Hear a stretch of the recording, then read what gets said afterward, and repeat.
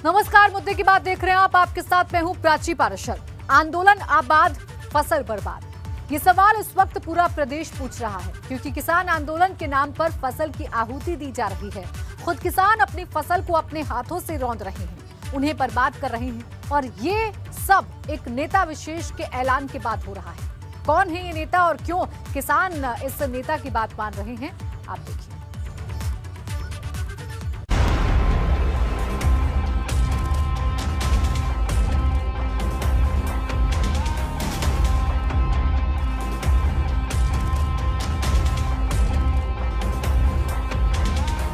अपनी ही फसल को अपने ही हाथों से बर्बाद करने वाली ये 4 तस्वीरें पश्चिमी उत्तर प्रदेश के 4 अलग अलग शहरों की हैं, जहां किसान अपने ही हाथों से अपनी मेहनत और खून पसीने से तैयार की फसलों को रौंद रहे हैं। किसानों के लिए ये कृषि कानून के खिलाफ विरोध जताने का तरीका है।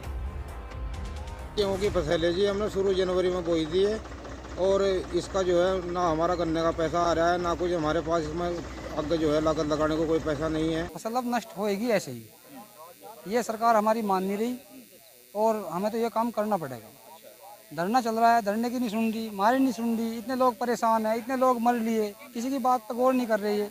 ये तो तानाशाही पे आ रही है। हिटलर वाला रोल अपना रखा है इन लोगों ने। तो हमारा 3 महीने से जो गाजीपुर बॉर्डर पे धरना चला हुआ है, उसमें सरकार हमें खालिस्तानी, पाकिस्तानी, आतंकवादी बता रही है कि हम पाकिस्तानी आतंकवादी थोड़े ही हैं।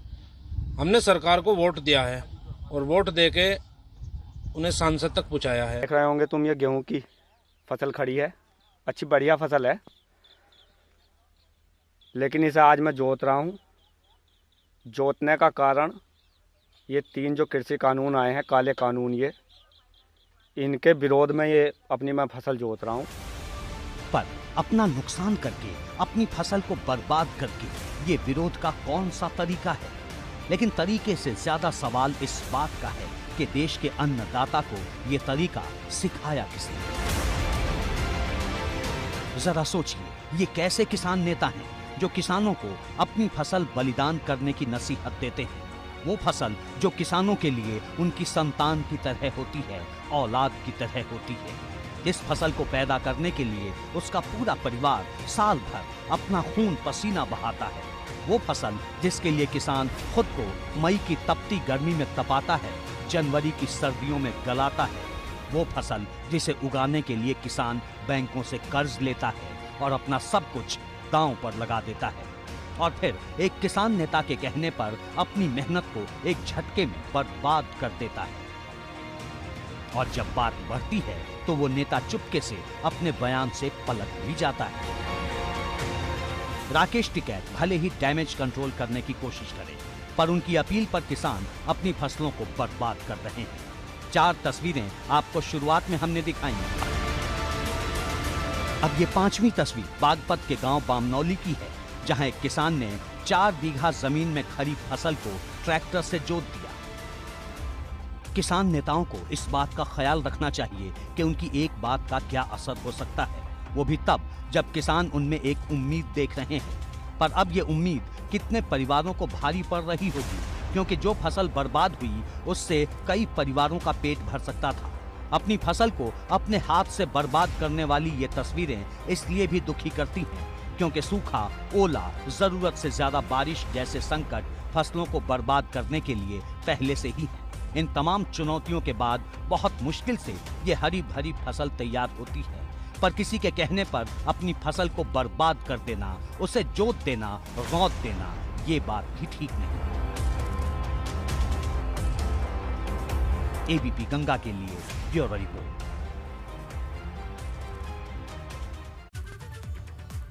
और अब बात राहुल गांधी के उत्तरकांड की।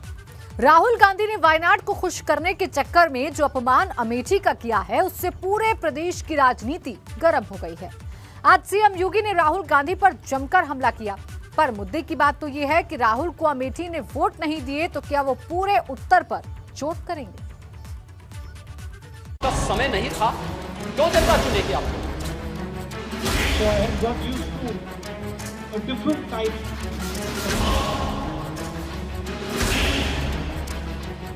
For me, coming to Kerala was very refreshing. because suddenly I found that people are interested in issues. तो अमेठी की जनता ने तो आपको बहुत बार मौका दिया। वायनाड में वाहवाही लूटने के लिए क्या बोल गए Rahul Gandhi? For the first 15 years, I was a member of parliament in the north. So I had got used to a different type of politics. Amethi में नहीं मिले वोट तो उत्तर में निकला खोट। And for me, coming to Kerala was very refreshing because suddenly I found that people are interested in issues. एक देश एक विधान, फिर कहां से आया उत्तर दक्षिण वाला संविधान?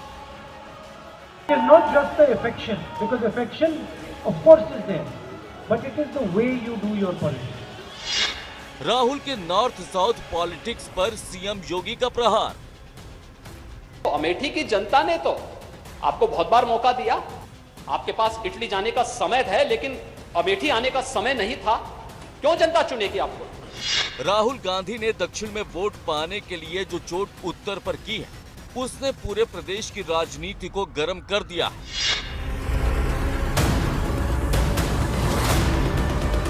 For the first 15 years, I was a member of parliament in the north. So I had got used to a different type of politics. And for me, coming to Kerala was very refreshing because suddenly I found that people are interested in issues, and not just superficially, but going into detail in issues. I really enjoy going to Kerala and I really love going to Wayanad. It is not just the affection, because affection, of course, is there, but it is the way you do your politics. If I might say so, the intelligence with which you do your politics. So for me, it has been a learning experience and a pleasure. क्योंकि ये बात राहुल गांधी ने वायनाड को खुश करने के लिए कही, मगर वो जाने अनजाने में उस अमेठी का अपमान कर बैठे, जिसने उन्हें 5 नहीं 15 साल तक सांसद बनाया और देश के लोकतंत्र के मंदिर में बिठाया। पर एक बार अमेठी ने वोट नहीं दिए तो राहुल गांधी को पूरे उत्तर भारत में खोट नजर आने लगा। लेकिन बुधवार को इस एक्शन का रिएक्शन उत्तर प्रदेश विधानसभा में देखने को मिला, जहां सीएम योगी ने राहुल गांधी का नाम लिए बगैर ही उन पर जमकर हमला बोला। आपके पास इटली जाने का समय है, लेकिन अमेठी आने का समय नहीं था। क्यों जनता चुनेगी आपको? हम किसी को बाध्य नहीं कर सकते आप किसको वोट दें। लोकतंत्र में हर व्यक्ति को, यही भारत के लोकतंत्र की ताकत है। एक गरीब झोपड़ी में रहने वाला इंसान भी देश के अंदर बड़े से बड़े व्यक्ति के, या बड़ा सा बड़ा उद्योगपति क्यों ना हो, बड़ा सा बड़ा राजनेता क्यों ना हो, उसके समकक्ष ही वोट देने का अधिकार उसे भी है। सीएम योगी ने राहुल की करनी और कथनी दोनों का फर्क लोगों को समझाया। वहीं इससे पहले सीएम योगी ने राहुल गांधी पर तंज कसते हुए एक ट्वीट भी किया, जिसमें उन्होंने लिखा, श्रीमान राहुल जी, सनातन आस्था की तपस्थली केरल से लेकर प्रभु श्री राम की जन्मस्थली उत्तर प्रदेश तक सभी लोग आपको समझ चुके हैं। विभाजनकारी राजनीति आपका राजनीतिक संस्कार है। हम उत्तर या दक्षिण में नहीं, पूरे भारत को माता के स्वरूप में देखते हैं। योगी राहुल पर बरस ही रहे थे कि अमेठी में राहुल को हराकर वायनाड भेजने वाली स्मृति ईरानी ने भी मोर्चा खोल दिया और राहुल गांधी को एहसान फरामोश बता दिया। स्मृति ईरानी के बाद विदेश मंत्री एस जयशंकर भी मैदान में कूद गए और जमकर राहुल गांधी को भूगोल का पाठ पढ़ाया। भाजपा की माने तो कश्मीर से कन्याकुमारी तक हम एक झंडे तले गर्व से खड़े होते हैं, एक संविधान की कसम खाते हैं। ऐसे में राहुल का दक्षिण के गुणगान में उत्तर का अपमान करना कई सवाल खड़े करता है और अब यही सवाल अमेठी के लोग भी पूछ रहे हैं। ये अमेठी के लिए भी बहुत दुर्भाग्यपूर्ण है और राहुल गांधी जी के लिए तो बहुत बड़ा दुर्भाग्य है कि जिस अमेठी ने उनको और उनके पुरखों को इतना लाड और प्यार दिया, यहाँ से सांसद बनाया, उनके परिवार सहित उनको जो है दिल्ली के संसद तक पहुँचाया, वो ऐसे बयान दे करके अमेठी की जनता को तो उनका चिढ़ा रहे हैं, साथ ही साथ यह प्रदर्शित कर रहे हैं कि उत्तर और दक्षिण क्या होता है, इन्हें दो भागों में बांटने की वो साजिश कर ही रहे हैं। अगर अमेठी की जनता समझदार हो गई है, गांधी परिवार को मुक्त कर दी अमेठी से, इसी तरह रायबरेली की जनता भी समझदार हो गई है, सोनिया गांधी को भी वहाँ से मुक्त करेगी। राहुल गांधी का बयान बहुत बचकाना बयान है। अमेठी के लोगों ने जो प्यार सम्मान दिया, आज उसके साथ उन्होंने इतना बड़ा धोखा किया जिसकी कोई सीमा नहीं है। लोकतंत्र में जनता ही मालिक होती है, वही जिताती है, वही हराती है। अगर कल को वायनाड के लोग राहुल को वोट नहीं करेंगे तो क्या राहुल दक्षिण के बारे में भी यही कहेंगे जो उन्होंने उत्तर के बारे में कहा? वैसे अब सबको राहुल के बोलने का इंतजार है, क्योंकि सिर्फ यूपी के नहीं पूरे देश की भावनाएं आहत है। ऐसे में राहुल क्या सफाई देते हैं, ये देखना होगा। Bureau report, ABP Ganga. और अब बात उत्तर प्रदेश के अच्छे दिन की, क्योंकि उत्तर प्रदेश के 24 करोड़ लोगों की आय इस साल दोगुनी होने वाली है। ये योगी सरकार की बड़ी उपलब्धि है, जिसने कोरोना की महामारी में विकास की रफ्तार को रुकने नहीं दिया। बुनियादी ढांचे में ऐसा परिवर्तन किया कि न सिर्फ प्रति व्यक्ति आय बल्कि यूपी की जीडीपी इस साल पहले से बढ़कर नए पायदान पर पहुंचने का अनुमान है। और ये सब नए लक्ष्य और नई रणनीति के तहत हासिल किए जा रहे हैं, क्योंकि यूपी सरकार ने अपनी इकोनॉमी को 1 ट्रिलियन तक पहुंचाने का लक्ष्य रखा है।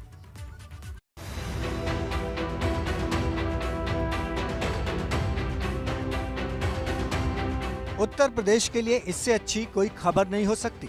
ये खबर प्रदेश की 24 करोड़ आबादी के हर एक बाशिंदे से जुड़ी है, जिसका ख्वाब रहा है कि उसकी आमदनी बढ़े और बढ़कर 2 गुनी हो जाए। अब ये ख्वाब सच होने जा रहा है, क्योंकि जो कोई नहीं कर पाया वो सीएम योगी ने कर दिखाया है। अगर सब कुछ ठीक रहा तो साल के आखिर में यूपी में हर व्यक्ति की आय 2 गुनी हो जाएगी। इस वित्तीय वर्ष के अंत में प्रति व्यक्ति आय 94,495 होने का अनुमान है, जबकि 2016-17 में प्रति व्यक्ति आय सिर्फ 50,942 रुपए थी। सवाल ये, जिस तरीके से आपकी सरकार ने ये बजट पेश किया, पहली बार प्रति व्यक्ति आय दुगनी होने जा रही है उत्तर प्रदेश में, 94,000 होने जा रही है इस वित्तीय वर्ष में, जो 2016-17 में 50,000 थी। तो एक बड़ी उपलब्धि है आपके लिए। देखिए, ये उत्तर प्रदेश के भविष्य को संवारने वाला बजट है, और ये ऐसा बजट है जो न केवल व्यक्तियों की आय में वृद्धि करेगा, किसानों की आय में वृद्धि करेगा, बल्कि नौजवानों के लिए एक उज्जवल भविष्य का संदेश लेकर आया है। छात्रों के लिए, और माध्यमिक हो चाहे उच्च शिक्षा हो चाहे संस्कृत में हो, सबके लिए इसमें विशेष प्रावधान किए गए हैं। ये योगी सरकार के लिए एक बड़ी उपलब्धि की तरह है, क्योंकि ये आंकड़े अर्थव्यवस्था और लोगों के जीवन में हो रहे बेहतर सुधार का संकेत दे रहे हैं। उत्तर प्रदेश की योगी सरकार ने जब विधानसभा में वित्तीय वर्ष 2021-22 का बजट 22 फरवरी को पेश किया, तो वो अब तक के यूपी के इतिहास का सबसे बड़ा बजट रहा। इस बजट का आकार 5,50,000 करोड़ से भी ज्यादा का है। इस बजट में वित्तीय वर्ष के अंत तक जो जीडीपी का अनुमान लगाया गया है, वो तकरीबन 21,73,000 करोड़ के आसपास रहने का है। और साथ ही साथ बजट के ये आंकड़े एक तरीके से हम कहें तो यूपी के लिए कुछ अच्छी और राहत भरी बात भी लेकर आते हैं। इस बजट के आंकड़े के मुताबिक उत्तर प्रदेश में वित्तीय वर्ष के अंत तक जो पर कैपिटा इनकम है, यानी प्रति व्यक्ति आय, वो दुगनी तक पहुंचने की उम्मीद जताई गई है, जो तकरीबन 94,400 के आसपास होगी। जबकि 2016-17 में प्रति व्यक्ति आय per capita income Uttar Pradesh में 50,000 के आसपास थी। सरकार कह रही है कि जिस तरह से उसकी नीतियां रही हैं इन 4 वर्षों में, उसी का यह असर है कि अब प्रति व्यक्ति आय उत्तर प्रदेश की लगभग 2 गुनी हो गई है। वहीं इसके अलावा औद्योगिकरण, बुनियादी ढांचे में सुधार, बढ़ती कारोबारी गतिविधियां और अन्य आर्थिक सुधारों के चलते यूपी की आर्थिक स्थिति तेजी से बेहतर हो रही है। वित्तीय वर्ष 2021-22 के अंत तक राज्य का सकल राज्य घरेलू उत्पाद 21,73,390 करोड़ रुपए के करीब पहुंच जाने का अनुमान बजट में किया गया है, जो चालू वित्तीय वर्ष के मुकाबले 2,32,863 करोड़ रुपए अधिक है। लेकिन विकास के साथ यूपी पर कर्ज भी बढ़ रहा है। हालांकि योगी सरकार इसे कम करने की कोशिश कर रही है। मंगलवार को जिस बैठक में 1 ट्रिलियन इकोनॉमी के लक्ष्य को पूरा करने पर चर्चा हुई, उसमें यूपी पर बढ़ते कर्ज को कम करने पर भी चर्चा हुई। यूपी सरकार की माने तो जो लक्ष्य प्रदेश के लिए रखे गए हैं, उससे न सिर्फ विकास की गंगा बहेगी, बल्कि पूरे प्रदेश को रफ्तार मिलेगी। बड़ी बात यह है कि ये लक्ष्य ऐसे वक्त में तय किए गए हैं जब पूरा देश कोरोना की मार से त्राहिमाम कर रहा था, अर्थव्यवस्था की कमर टूटी हुई थी। पर यूपी ने इस विपरीत स्थिति में भी नए रास्ते खोजे और अब ये इसी प्रयास का असर है कि यूपी में प्रति व्यक्ति आय दोगुनी होने जा रही है, राज्य की जीडीपी बढ़ने जा रही है। Bureau report, ABP Ganga. और अब बात तबाही की नेपाली साजिश की, और ये साजिश है भारत नेपाल सीमा पर बनने वाले उस तटबंध की जो आने वाले समय में भारत पर आइटम बम बनकर फूट सकता है। दरअसल राप्ती का तांडव हर साल देखने को मिलता था, लेकिन कुछ साल से राप्ती पूरी तरह नेपाल की तरफ डाइवर्ट हो गई है और अब नेपाल ने भारत नेपाल सीमा की नो मेंस लैंड से 2 किलोमीटर की दूरी पर एक विशाल पक्के तटबंध का निर्माण करना शुरू कर दिया है। लेकिन नेपाल की इस तबाही वाली साजिश से भारत के 2 दर्जन गांव के लोग भयभीत नजर आ रहे हैं। क्या है पूरा मामला, इस रिपोर्ट में देखिए।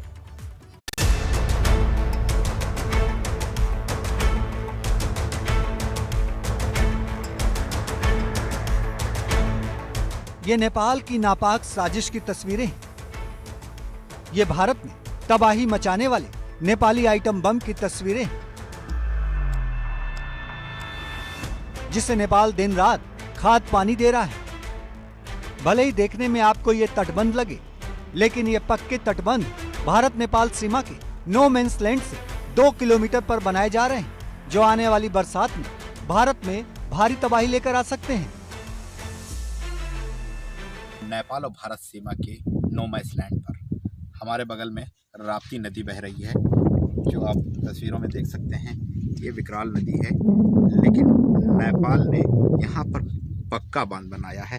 देखिए, राप्ती के अंदर भी हम कैमरामैन से गुजारिश करेंगे कि दिखाएं कि राप्ती के अंदर भी जाल को पूरी तरीके से बांधा गया है। यहाँ पर पत्थर लगाए गए हैं। वहीं ये एक बड़ा विशाल बांध बनाया जा रहा है, जो पूरी तरीके से पक्का बांध है, कहा जा सकता है। इसको लोहे के तारों से जकड़ा जा रहा है। यहाँ पर हर जगह पे ठोकरें बनाई गई हैं कि किसी तरीके के राप्ती की कटान से नेपाल का क्षेत्र प्रभावित।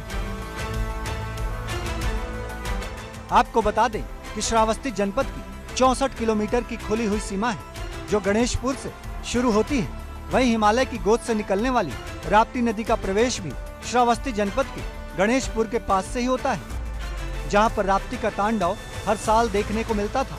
लेकिन कुछ साल से राप्ती पूरी तरह नेपाल की तरफ डाइवर्ट हो गई है, जिसको देखते हुए नेपाल ने भारत नेपाल सीमा की नो मेंस लैंड से 2 किलोमीटर की दूरी पर एक विशाल पक्के तटबंध का निर्माण करवाना शुरू कर दिया है, जिससे भारत के 2 दर्जन से अधिक गांव के लोग भयभीत नजर आ रहे हैं, क्योंकि बरसात के दिनों में ये तटबंध आइटम बम बनकर भारत पर फूटेगा। नेपाल में बंद रही बांध को अगर भारत सरकार ने जल्द ही संज्ञान में नहीं लिया और उस पर कोई कठोर व्यवस्था नहीं की, तो आने वाले दिनों में जो हर वर्ष बाढ़ से प्रभावित रहता है क्षेत्र, आने वाले दिनों में बहुत भयंकर ही तबाही होने का एक संकेत है। नेपाल के बॉर्डर पे चिपका करके अगर वास्तव में नेपाल जो है अगर पक्का बांध का निर्माण करा रहा है, तो उससे हमारे श्रावस्ती जनपद में तो कम से कम 2 से 2.5 दर्जन गांव से प्रभावित होंगे बरसात के समय में। क्योंकि अगर इस पक्के तटबंध का निर्माण हो गया तो श्रावस्ती जनपद के बेलरी, गंगा, भागड़, गणेशपुर, घूमना, घुमनी, बांसगढ़ी, शिवदयाली जैसे दर्जनों गांव राप्ती के आगोश में समा जाएंगे। हालांकि इसको लेकर भारत और नेपाल के बीच कई बार उच्च स्तरीय बैठक भी हुई है। भी हमें ज्ञात हुआ है कि नेपाल द्वारा नो मेंस लैंड के नज़दीक अपने जो एकदम नो मेंस लैंड के करीब में है, वहाँ पे एक पक्का बांध का निर्माण नेपाल सरकार द्वारा कराया जा रहा है। इस बांध का निर्माण हो जाने से जो राप्ती के तट पे बसा हुआ जमुनाहा क्षेत्र है, जनपद श्रावस्ती है, ये तहसील क्षेत्र और जनपद श्रावस्ती समूचा बाढ़ की चपेट में आ जाएगा। इन बैठकों में 90 के दशक में एक समझौता भी हुआ था कि दोनों देशों के बीच राप्ती नदी के पास 2 किलोमीटर तक कोई भी देश किसी भी प्रकार का निर्माण नहीं करेगा। इसी समझौते को लेकर भारत के कल कलवा संतलिया में बन रहे बांध को रोक दिया गया था, पर नेपाल चालबाजी से बाज नहीं आ रहा है। पर अब वक्त आ गया है कि नेपाल को इसका जवाब दिया जाए और आने वाले संकट को खत्म किया जाए, क्योंकि यहाँ एक छोटी सी चूक बड़े हादसे का रूप ले सकती है। Bureau report, ABP Ganga.